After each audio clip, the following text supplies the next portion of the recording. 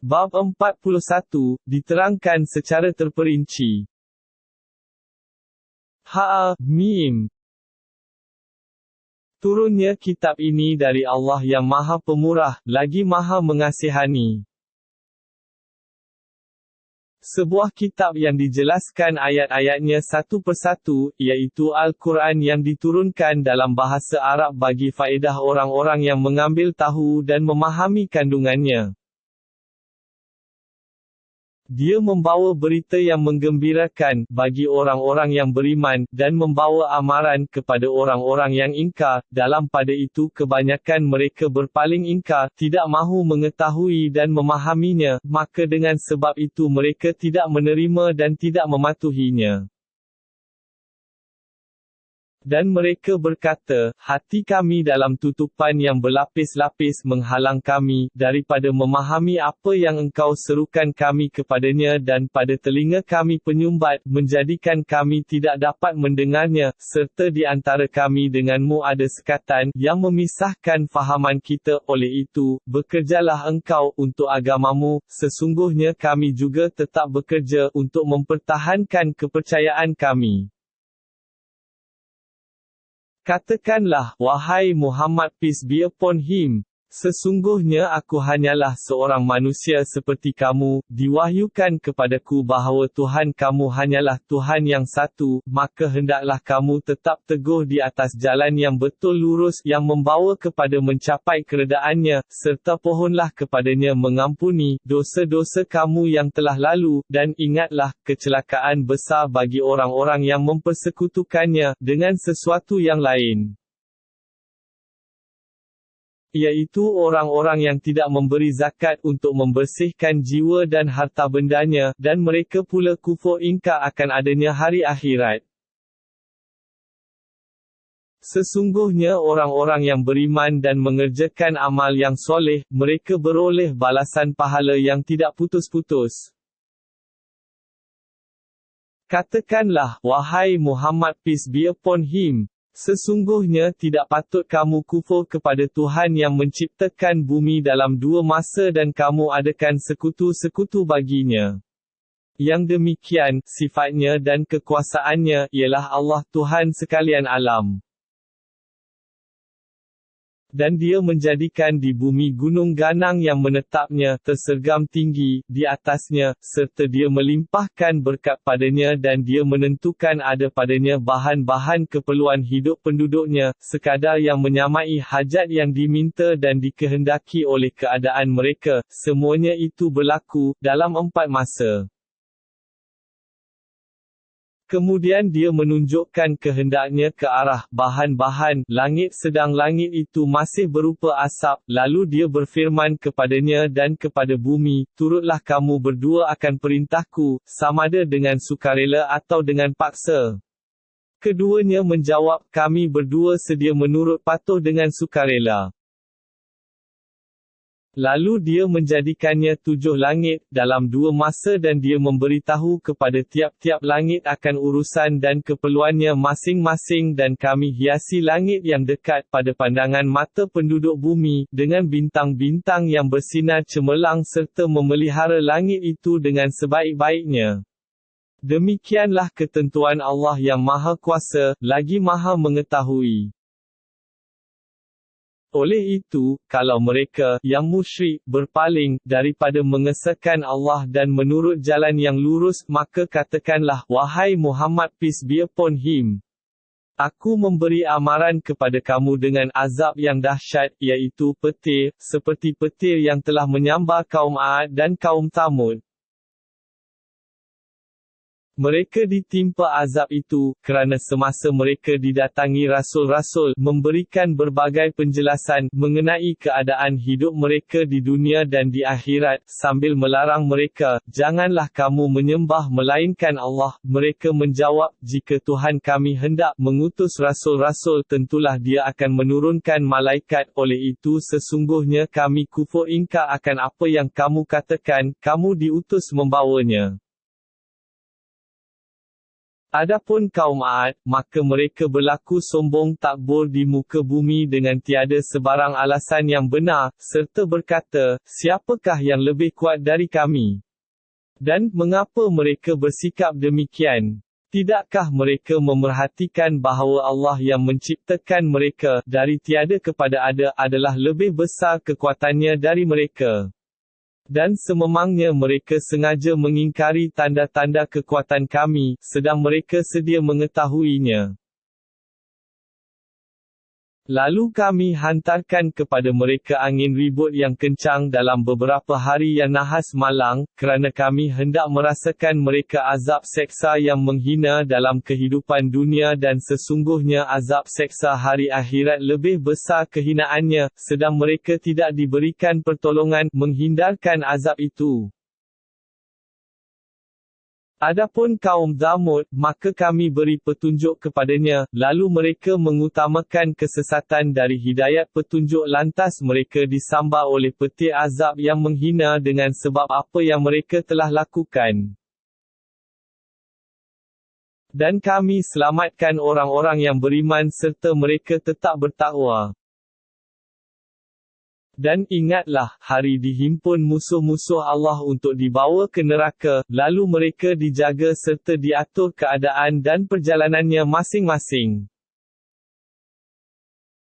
Sehingga apabila mereka sampai ke neraka, maka pendengaran dan penglihatan serta kulit-kulit badan mereka menjadi saksi terhadap mereka, mengenai apa yang mereka telah kerjakan. Dan setelah berlaku yang demikian, berkatalah mereka kepada kulit-kulit badan mereka, mengapa kamu menjadi saksi terhadap kami? Kulit-kulit badan mereka menjawab, Allah yang berkuasa menjadikan tiap-tiap sesuatu pandai berkata-kata, telah menjadikan kami dapat berkata-kata dan Dialah yang menciptakan kamu pada mulanya dan kepadanyalah kamu dikembalikan untuk menerima balasan.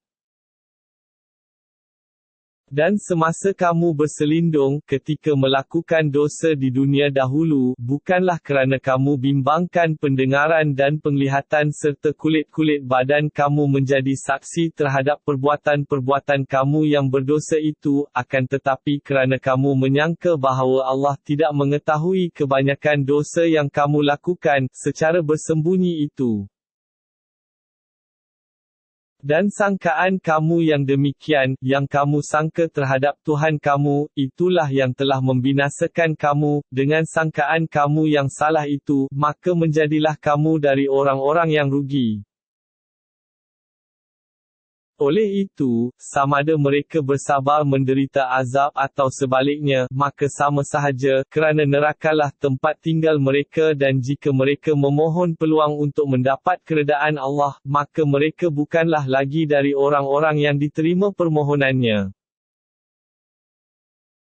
Dan kami adakan untuk mereka teman-teman rapat, dari jin dan manusia, lalu teman-teman itu memperhiaskan kepada mereka, fahaman-fahaman sesat, mengenai perkara-perkara dunia yang ada di hadapan mereka, serta perkara-perkara akhirat yang ada di belakang mereka dan, dengan sebab itu, tetaplah hukuman azab, atas mereka bersama-sama dengan umat, yang sesat, dari jin dan manusia yang terdahulu daripada mereka. Sesungguhnya mereka semuanya adalah golongan yang rugi, bawaan hidupnya. Dan orang-orang yang kafir berkata, janganlah kamu mendengar Al-Quran ini dan tentanglah ia, dengan nyanyian-nyanyian dan jeritan-jeritan riuh rendah serta tepuk sorak, supaya kamu berjaya, mengganggu bacaan atau menenggelamkan suara pembacanya. Maka, demi sesungguhnya, kami akan merasakan orang-orang yang kafir itu azab seksa yang seberat-beratnya dan kami akan membalas mereka dengan seburuk-buruk balasan bagi apa yang mereka telah kerjakan. Demikianlah keadaannya balasan musuh-musuh Allah iaitu neraka, disediakan untuk mereka tempat tinggal yang kekal di dalamnya, sebagai balasan bagi perbuatan mereka sentiasa mengingkari ayat-ayat kami. Dan orang-orang yang kafir berkata, wahai Tuhan kami, Perlihatkanlah kepada kami dua golongan yang telah menyesatkan kami dari jin dan manusia, untuk kami meletakkan mereka di bawah tapak kaki kami, supaya mereka menjadi golongan yang terkebawah dalam kehinaan. Sesungguhnya orang-orang yang menegaskan keyakinannya dengan berkata, Tuhan kami ialah Allah, kemudian mereka tetap teguh di atas jalan yang betul, akan turunlah malaikat kepada mereka dari semasa ke semasa, dengan memberi ilham, janganlah kamu bimbang, dari berlakunya kejadian yang tidak baik terhadap kamu, dan janganlah kamu berduka cita dan terimalah berita gembira bahawa kamu akan beroleh syurga yang telah dijanjikan kepada kamu. Kamilah penolong-penolong kamu dalam kehidupan dunia dan pada hari akhirat dan kamu akan beroleh pada hari akhirat apa yang diingini oleh nafsu kamu, serta kamu akan beroleh pada hari itu apa yang kamu cita-citakan mendapatnya. Pemberian-pemberian yang serba mewah itu, sebagai sambutan penghormatan dari Allah yang Maha Pengampun, lagi Maha Mengasihani. Dan tidak ada yang lebih baik perkataannya daripada orang yang menyeru kepada, mengesahkan dan mematuhi perintah Allah, serta dia sendiri mengerjakan amal yang soleh, sambil berkata, sesungguhnya aku adalah dari orang-orang Islam yang berserah bulat-bulat kepada Allah. Dan tidaklah sama kesannya dan hukumnya perbuatan yang baik dan perbuatan yang jahat. Tolaklah kejahatan yang ditujukan kepadamu, dengan cara yang lebih baik. Apabila engkau berlaku demikian maka orang yang menaruh rasa permusuhan terhadapmu, dengan serta-merta akan menjadi seolah-olah seorang sahabat karib.